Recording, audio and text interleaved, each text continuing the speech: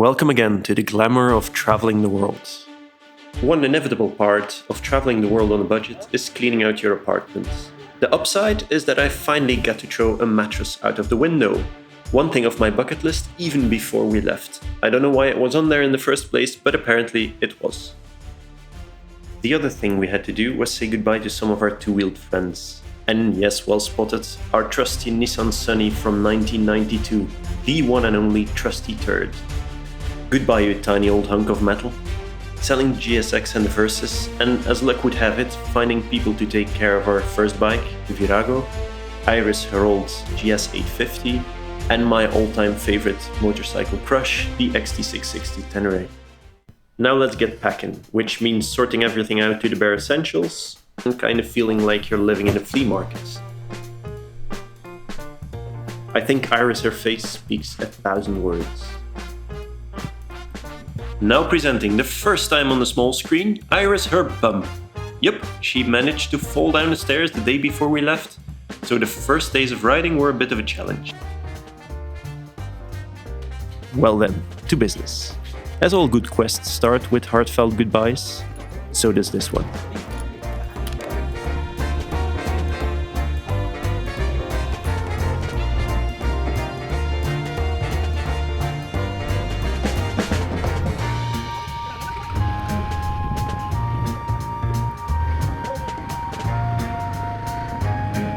Our first stop, after leaving the cold and grey Belgian spring behind, was gonna be the sunny south of France.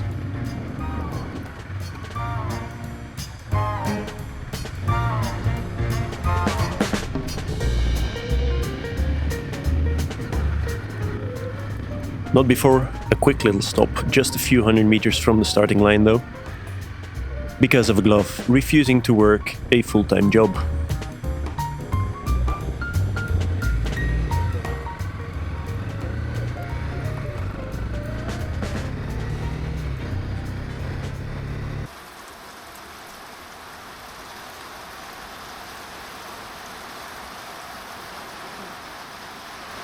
Day one, night one.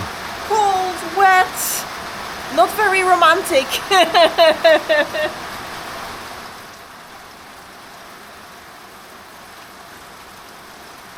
Third day on a row, hailstorms, rain and wet. Voila. Now the middle of April, south of France, and we haven't had any proper sunshine yet. It is now, wait, we can see it down here. It says 8.2 degrees, and it's quite optimistic, but yeah, sucks. We have sunshine! So happy. Only 4 degrees, but we have sunshine. Alrighty, ready for another day of cold riding. But we're going south now, so probably going to be better. Better, yes. Warm was a big nope. Luckily for us, it started snowing.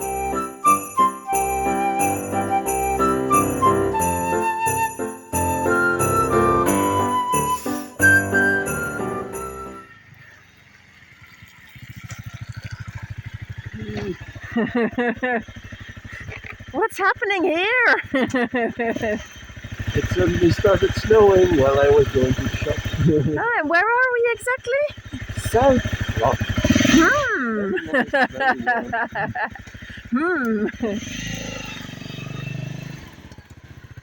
Giving me the chance to shoot this epic slow motion shot of Iris essentially walking through the snow.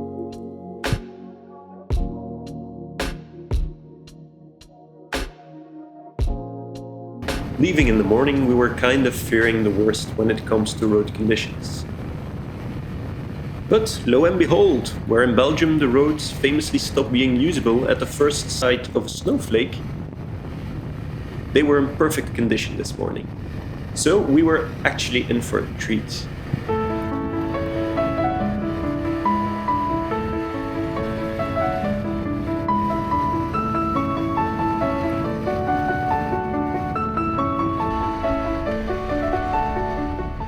As you know, we only decided to make videos at the end of our Europe trip, so you'll have to forgive me for putting in a photograph now and then. Do not be worried, I shall use the effects in my editing software to the best of my ability. Waiting for our first ferry with a lot of fellow bikers was good fun, and we had a blast. Spending 20 plus hours on a ferry without a cabin, this resulted in this beauty of a picture. And off again, not at all well rested, but through hazy eyes, loving the first impressions of Palermo.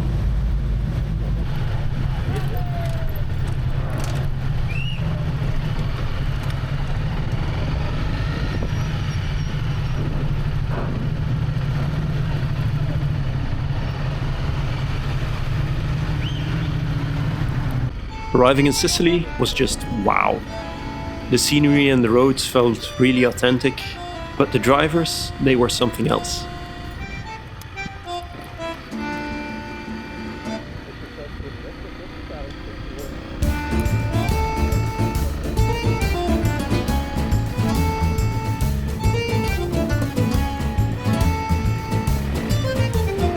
On to the bike stuff. The TED was great, but we were out of our depth.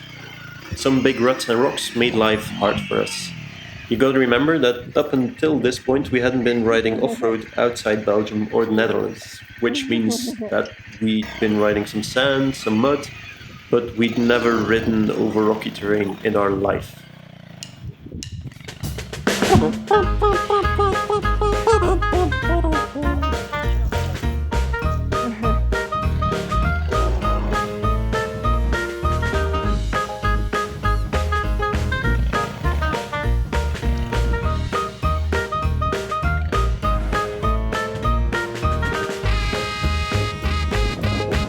As a result of our lack in experience and the 35-degree weather, which we once again underestimated, you get another picture. Ooh, hexagon effect. After finding a room and spending considerable time enjoying the air conditioning, the heat still seemed to have fried one too many brain cells. So, off again, to Etna. Though it seems as if we've been riding a lot of roads, we still did about 90% of this part of the trip on tarmac. And we were very happy to use our little CRFs as the tiny adventure bikes they are.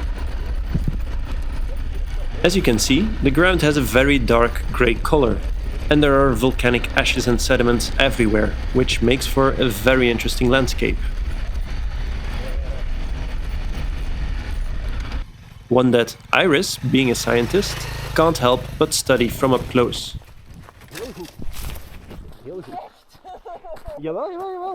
So, we've been doing mostly roads in Sicily, and now we just did a little tiny bit of off-road, and you'll never guess, that thing is completely flat. And it's not even what you think. It's a stupid nail. And it's fully stuck. Hiya. And boy did we struggle. We had to try and fix the hole for not one, not two, not three, but 4 times. Granted, I did go get the spare tube after the second failed attempt to repair, but then I pinched it. So 4 times.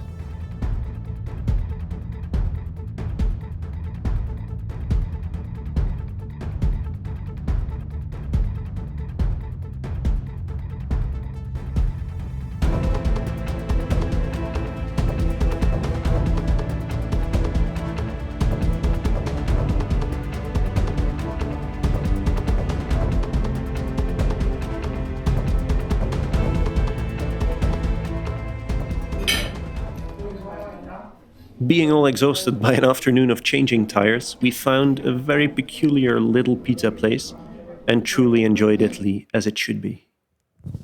But then, pa. Uh-oh, we have a problem. Perfectly fine working sleeping mat. Less than perfectly fine working sleeping mats. There's a hole in my sleeping mat. No. Believe it or not, this is what it looks like leaving an official campsite close to Etna. hop onto the ferry again and into Greece. Goodbye, Italy. We'll miss the food and the coffee, and the many conversations we had with people who seemed to think we did understand Italian.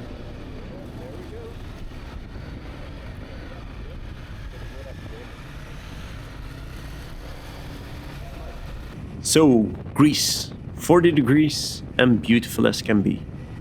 A real resting point in our travels. The beaches are as blue as they say in the travel brochures. So we took the full advantage of this. And although we met many tourists, we did still manage to find a quiet beach or two for ourselves.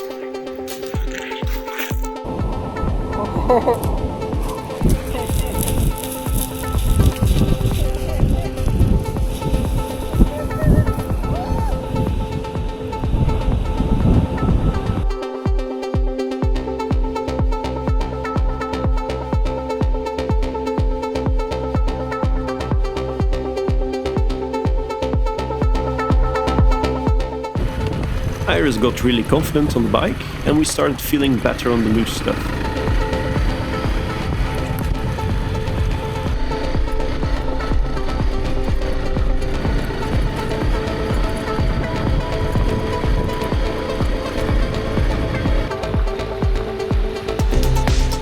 Super epic Iris slow motion time.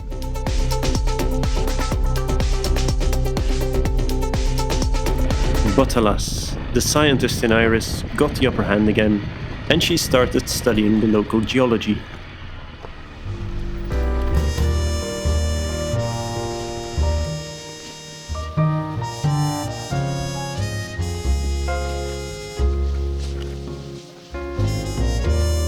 Struggling as we are, you can imagine that it's not easy picking up a bike on a rocky surface when it's fully laden.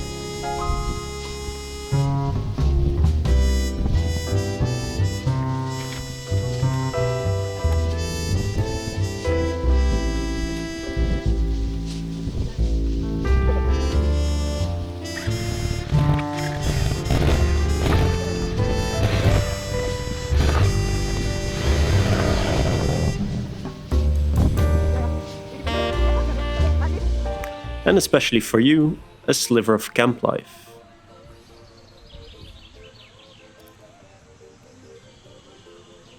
And some more silly dances. You know, I never knew that the silly dances were such a big part of my daily routine. So, now you know.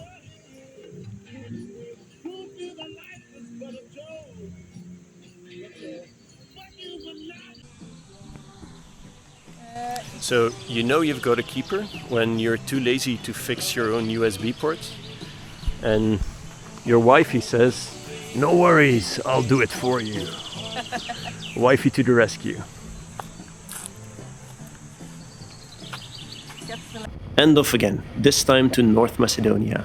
Though not before visiting Sparta, Mycena, Delphi, Meteora, rescuing a turtle, Iris buying a stunning new dress, see the Corinth Canal, summer beach time, doing some hot pools, and petting oh so many dogs. Many thanks to our Garmin in this particular case. Although we did not ask for any off-road routing, and without having the faintest of ideas as to which bikes we were riding, I mean really we could have been riding Goldwings or Street Glides or whatever, he just gave us the most beautiful surprise of the trip.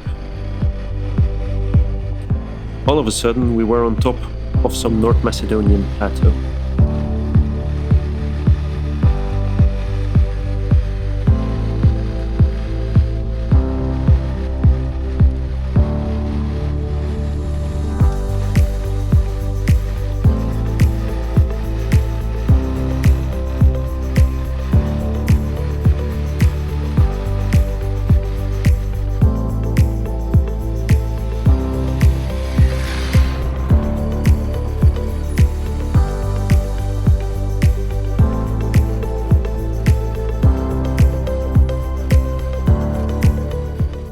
I wouldn't be me if I didn't get a bit overexcited and try to take a shortcut to avoid a rather insubstantial obstacle.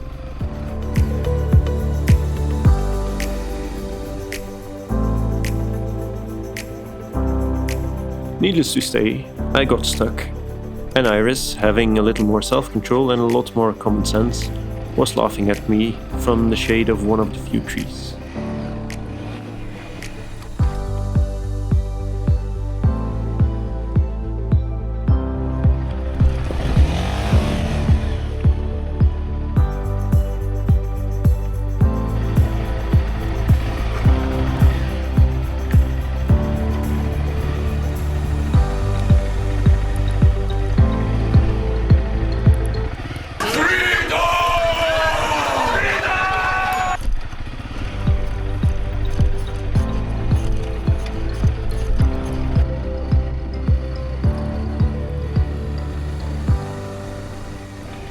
Now arriving at the obstacle in question. And nope, no cows were hurt in the filming of this video.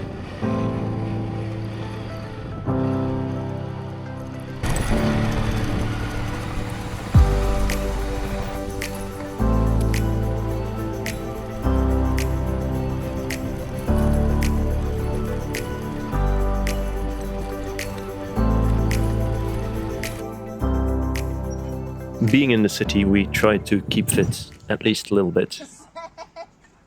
The ancient ruins of Heraclea inspired Iris to release her inner oracle.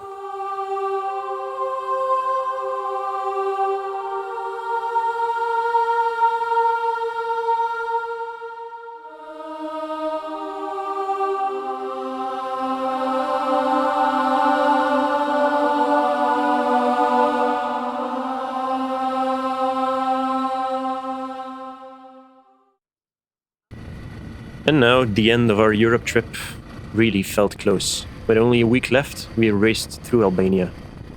We'll definitely be back.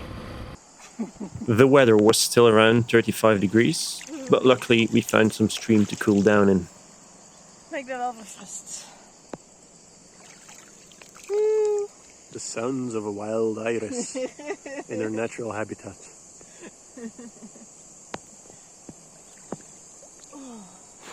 With going further north, the weather changed and we got rid of the high temperatures and finally got a chance to test our new rain gear, which, luckily, was functioning perfectly. An evening stop at Camp Nirvana where we met Dragon, who made amazing food for us. The fish you see he actually caught like half an hour before, and we got to sleep in the clubhouse. One last stop for some culture in Budapest, and then off to Hamburg.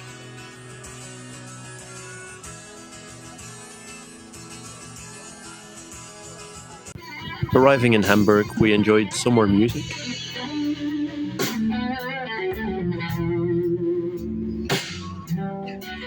And then it was time to drop off the bikes, which was a little bit anticlimactic as we just dropped off the bikes, signed the paper, and they were on their way.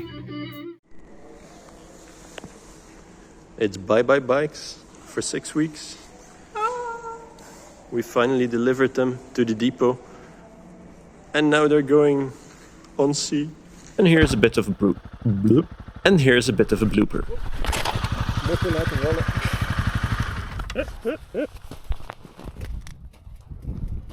That's why you shouldn't try filming your girlfriend and, well, not being first.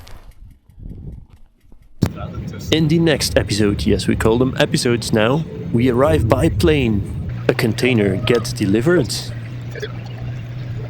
We need to push start our bikes, jump off a little ledge, wave at the camera, are really cold. It's very cold this morning. And nearly crash with a lot of manly noises.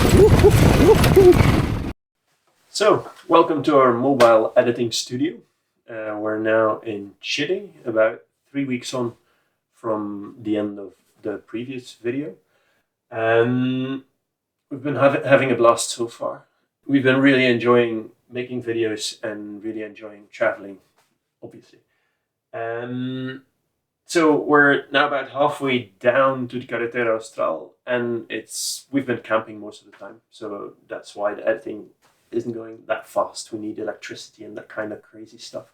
Well, as I'm speaking, Iris is working on the website. So we've got a website as well. It looks good. And there's quite some useful stuff on there. So go and have a look. And don't forget to like and subscribe, as every YouTuber ever has told you, because, you know, it is important. So cheers, and let's see you in the next video, yeah?